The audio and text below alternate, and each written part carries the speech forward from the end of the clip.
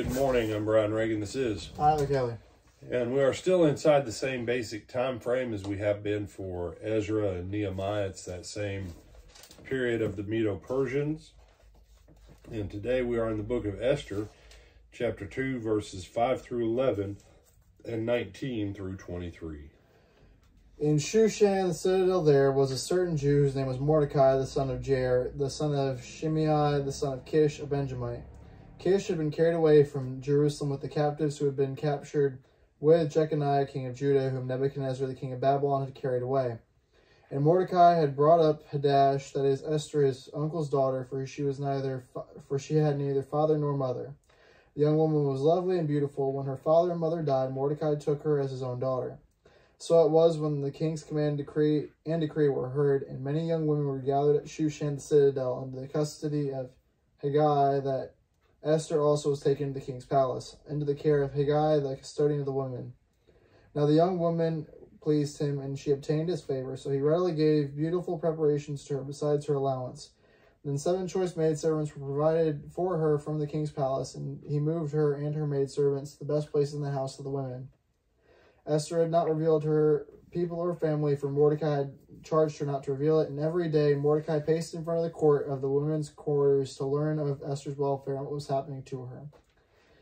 Now when the turn came for Esther, the daughter of Abishai, the uncle of Mordecai, who had taken her as his daughter to go into the king, she requested nothing but what Haggai, the king's eunuch, custodian of the women, advised. And Esther obtained favor in the sight of all who saw her, so Esther was taken to King Ahasuerus into his royal palace in the 10th month, which is the month of Tebeth, in the 7th year of his reign. The king loved Esther more than all other women, and she obtained grace and favor in his sight more than all the virgins. So he set the royal crown upon her head and made her queen instead of Vashti. And the king made a great feast, the feast of Esther, for all his officials and servants, and he proclaimed a holiday in the provinces and gave gifts according to the generosity of the king. All right. Those will work too. So Hadassah, also known as Esther to us, her uncle tells her, don't give your identity away. Don't tell people what race you are. Because in verses 19 through 23, as this will play out, you see, people today read this passage and they go, I'm going to tell everybody my racial ancestry and I don't care who knows it, and they're going to like it because that's the path for them to wake up. Right? Whatever. I mean, some names are hard to hide. Reagan's kind of an Irish name. Joe English is kind of an English name. Right? Generally a name that has, SCH or something like that. Generally it's German. We know what these names are. Okay? But we've been around them for a long time. Now some people, they've known people with all kinds of different last names. They got no clue what those people's ancestry is.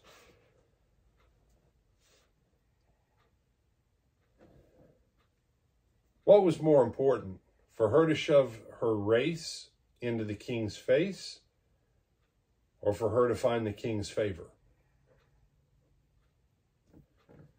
You see, the world is going to tell you, shove everything that you think's important in everyone else's face. But sometimes you need wisdom like Mordecai that says, for right now, learn your lessons, do well, rise to the top, be the best of the best, sweetheart. Because what she did not reveal in the past, as the book plays out, Mordecai's wisdom of holding back until the right time is going to pay off. And so here's the principle of success. Hold something back.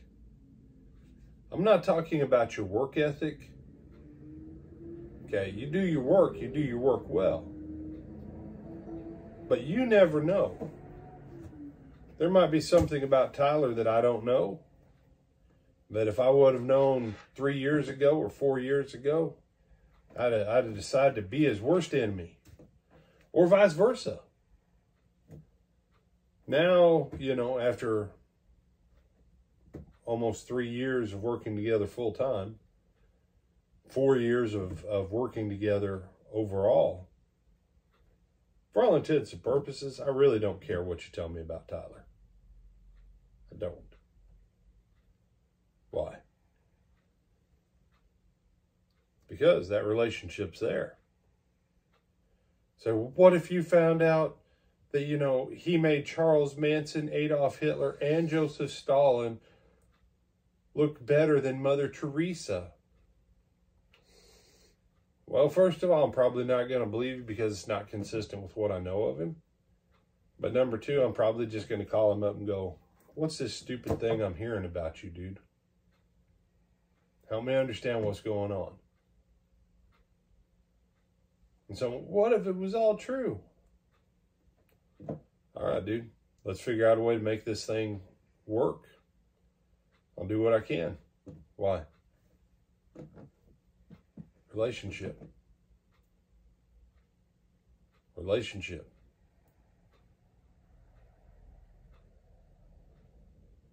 It's already been shown what the king will do when his wife doesn't listen to him.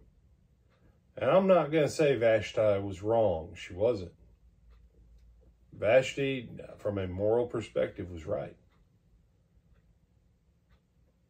But Mordecai sees a place of wisdom here. We're the bottom of the totem pole in the empire, kid.